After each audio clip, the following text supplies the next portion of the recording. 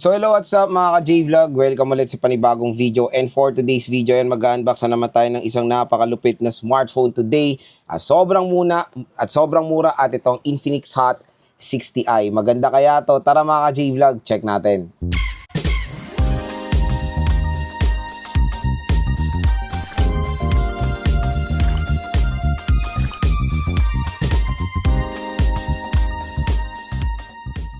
So yun mga J-Vlog, another Infinix smartphone na naman tayo at ito na yung kukumpleto sa Hot 60 series ng ating unboxing, ang pinakamura na Infinix Hot 60i. So yun nga, na-unbox na rin natin yung 60 Pro and 60 Pro Plus. So ito yung 60 Pro Plus. So sa 60i nakakatuwa naman na available lahat yung fan colors nila. Finally, nakabili ako ng mas magandang kulay kasi puro silver na bili ko sa 60 Pro and 60 Pro Plus. So ito is the much affordable na Infinix Hot 60i na sobrang mura rin. Ang SRP neto for the 4GB 256 sa around 5.8. Nakita ko to 5.8 5.8 to 6,000 pesos. Ito yung 4GB 256. Tapos yung 8GB 256 na sa around 6 plus ang SRP niyan. Pero sa online mga J-Vlog, nakuha ko to for as low as 4.8 nung sale. 'Di ba? Pero ngayon sa online nasa 5.2 siya or 5.1, mura pa rin or below SRP. Kaya dito po tayo bibili ha. Yung view products natin dito sa gilid ng video na yan, i-click nyo na po yan dahil mura at bagsak presyo lang po dyan ng Infinix Hot 60i. So yun nga, itong smartphone na to ay nakakatuwa dahil ang pinaka-minimum na storage na in-offer is 256. Wala nang 128. So finally, Infinix parang naano na sila na-realize na nila, hindi na enough ang 128. Magbigay tayong 256 tapos mura lang, di ba? So biroy mo 4.8 or below 5,000 pesos, naka-presyo na siya naka-storage siya na 256. 4GB of RAM, parang doon tayo nag-sacrifice ng konti for the storage. Pero 4GB of RAM is minimum na rin naman yan for the kind of price tag na 5,000 sakto. Kasi usually pag 5 to 6,000, pinaka-best at pwede na natin makuha ay 6GB, di ba? So at least, okay naman yung RAM, 256 siya bumawi. So medyo balance naman ng konti. For the price, again, always look sa presyo bago kayo bumili. Sabihin na naman nila, ay 4GB lang ang RAM niyan. Magkano mo ba nabili? Kung nabili mo ng 20k yan, talagang sumakit ulo mo dyan. Kung nabili mo lang ng 4.8, 5k, magrereklamo ka ba? Maganda naman yung RAM niya at maganda naman yung ROM niya. Tapos, hindi naman mabagal yung chipset nito, okay? So, abangan nyo lang din syempre yung game test natin dito sa Infinix Hot 60i. Ang nabili natin color, finally, color blue, shadow blue. Maganda sana yung coral nito, pero yun. Ito na lang yung natin, unbox natin. So tara, samahan nyo ko unbox ngayon ng Infinix Hot 60i. So ito yung box ng Infinix Hot 60i. So 45W fast charger with 5160 mAh battery capacity. 5-year durable battery. So let's expect yun nga. Sana nga, totoo yan. Meron tayong 4GB of RAM lang. Ito wag na naman po kayo malilin lang dito mga idol na nakalagay dyan 8GB of RAM. Ito lang po talaga ang totoong RAM niyan, 4GB of RAM. At yan lang talaga ang main natututukan nyo, yung physical RAM, hindi po yung extended RAM. So 256GB, ito, napaganda na malaki na storage nito out of the box. Meron siyang NFC at gyro. Ito yung mga hinahanap ng mga gamers. Meron siyang gyro. So ang maganda nga dito, splash proof siya, 48 month of fluency. Sa likod naman ng box, ayan, ang bilis ng charging rate niya. Helio G81 Ultimate, 7.7mm slim frame, NFC touch transfer, adaptive one tap. So open na natin itong Infinix Hot 60i. At again, na-open ko na rin pala to while receiving it para syempre for security reasons din. So ito yung smartphone. Mamaya na to, tingnan mo natin yung content ng box. Ito, so meron na naman tayo nakitang ganito, licensed by Qualcomm. So again, yung licensed by Qualcomm siguro na nakikita natin dito. Baka kasi akala ng iba is Qualcomm Snapdragon to. Hindi po MediaTek po ang chipset niyan. Pero itong licensed by Qualcomm, meron silang technology dito by Qualcomm. Siguro ang hula ko dyan yung free link ba yun? Yung link na free calls. Yun eh. Yun lang hula ko. So meron tayong warranty card, instruction manual.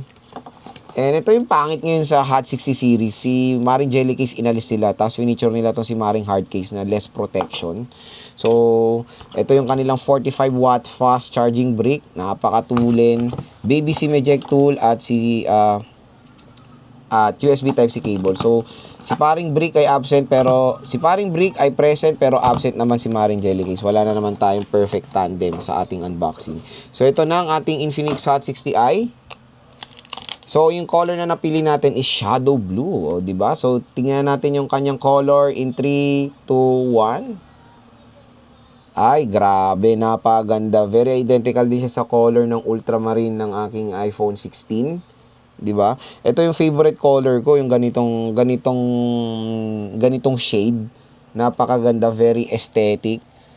Polycarbonate back siya, so plastic siya and even yung frame. Pero yun nga, meron siyang triple camera setup, pero ito lang po talagang very useful dyan yung main camera. Itong dalawang to is auxiliary lens lang yan na useless. So meron tayong flash dito. Ang ganda nung texture niya, in fairness. Tapos dito marami na tayong button na ganap. I think ito ay parang action button to. Ito yung sinasabi siguro nilang Infinix One Tap ba yan? So nandito yung kanyang power button / fingerprint scanner and yung volume rocker. Sa taas naman ng smartphone is meron tayo ditong speaker grills. Dual steer speakers kasi ito. Sa left side is SIM tray. Tingnan natin yung SIM tray niya kung hybrid ba to or hindi. So let's check.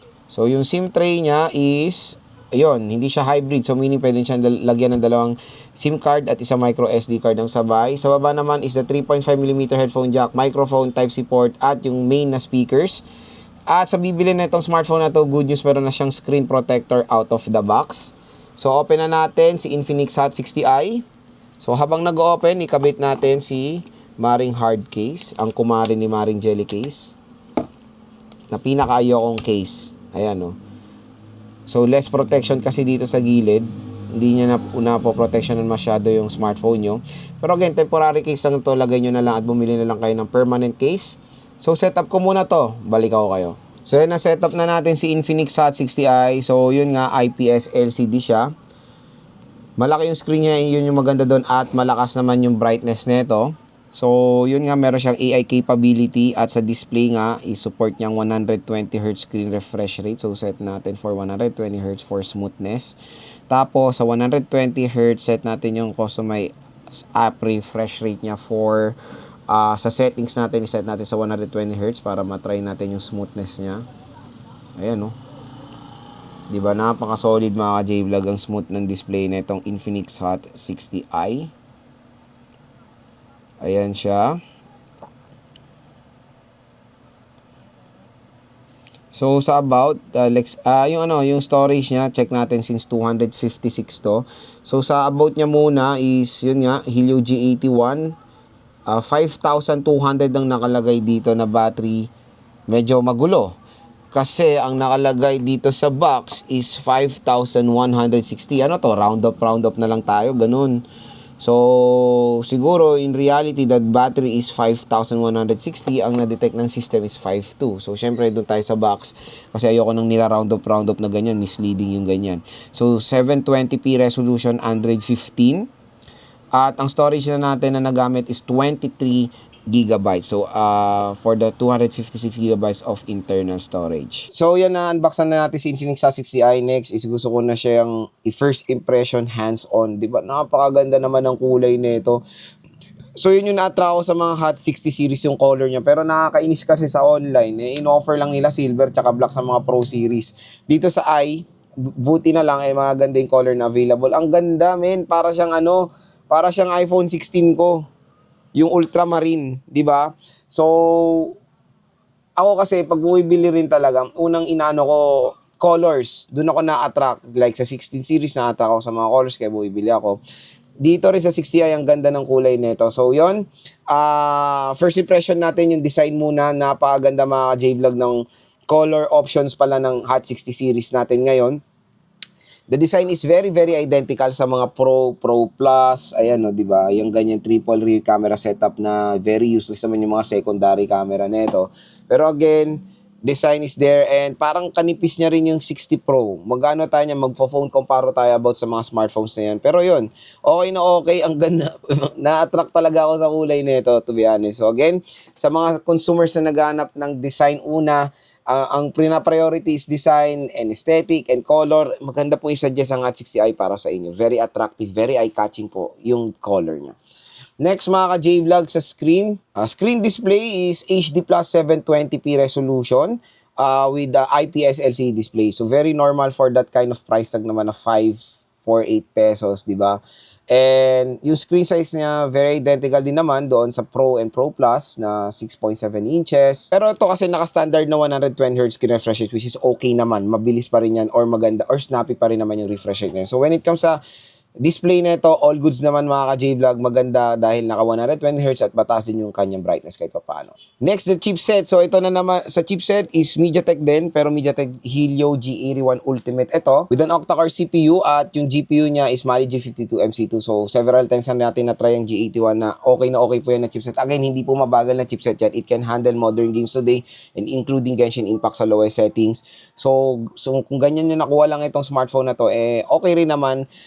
As long as hindi siya mabagal for performing tasks like opening ng mga social media nyo, opening ng mga games, hindi siya mabagal mag-scroll, okay naman po kahit papaano itong Infinix Hot 60i para sa inyo. Next, yung storage nga. Yung storage yung pinakamalupit dito dahil nag-offer sila ng 256GB sa murang halaga lang na smartphone. So, sa mga I think in 2026 talaga pinaka ino-option na rin ng consumers is 128 and 256. So nakakatuwa si Infinix. Ngayon pa lang nag-start na sila mag-offer ng plenty of storage sa murang halaga lang. Again, bihira lang po natin nakikita yung ganitong kalaking storage sa presyo na 4.8, 'di ba? Napakasulit. So, yun yung sobra akong natutuwa kasi to be honest, kasi ilang years na ako nagva-vlog, 'di ba? Ilang years na ako nagva-vlog ng mga smartphone, nasaksihan ko yung evolution, yung innovation ng mga smartphone.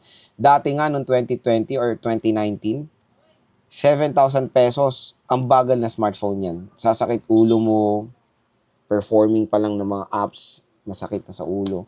Pero to 4.8 ngayon 4.8, hindi mabagal at ang ganda pa ng storage na in-offer. Next, battery is very identical din sa Pro and Pro Plus, 5160 mAh, so 5,160 mAh na removable battery. And maganda rin dito, hindi nila hinila rin ang charging rate nito even kahit sa i-series lang. So, siya, 45-watt fast charging. So, ito rin yung huge advantage ng Infinix Hot 60i sa mga ibang competitors na ng mga brands. Kasi usually, yung mga ibang brands, 18 watts, 15 watts, di ba? Tapos, 33 watts. Ito, 45 watts. In less than 1 hour lang mo, full charge na yung 5,000 mAh battery capacity ng smartphone nyo. At ang pinakalas mga J-Vlog is same din naman, merong IP rating, IP64 water and dust resistant. So magandang balita na meron itong protection sa tubig. So no worries pag gagamitin nyo ito sa navigating tool, mabasa man lang siya sa ulan, okay na okay, may protection siya. Pero iba po ang usapan pag nabasa or pag nalublob siya sa tubig. Yun po medyo delikado tayo sa ganun kasi there's a possibility masira siya. Pero siguro pag saglit, possible na okay. Pero pag nalublob to ng mga 2 minutes, 1 minute, ibang usapan na yun. Kasi hindi po siya IP67. Kasi yung IP67, 68, and 69, yan yung mga water resistant na merong protection sa tubig pag nasubmerge. With, I think, 30 minutes underwater, tapos 5 feet, yun. Ang ganda ng protection na ganyan. Pero dito sa IP64, mga talsik lang ng tubig with certain kind of pressure. Yun lang naman. So yun mga ka-J-Vlog, yung first impression hands-on natin dito sa Infinix Hot 60i. Abangan nyo lang of course yung ating full review dito sa smartphone na to and game test and 5 reasons. So kung interested kayo dito, napakamura. Ang ganda niya pong i-recommend sa mga consumers natin na naghahanap ng budget smartphone na hindi mabagal, malaki ang storage, napakaganda ng design. I-click nyo na lang itong view products natin dahil mariredirect kayo sa bagsak presyo na Infinix Hot 60i.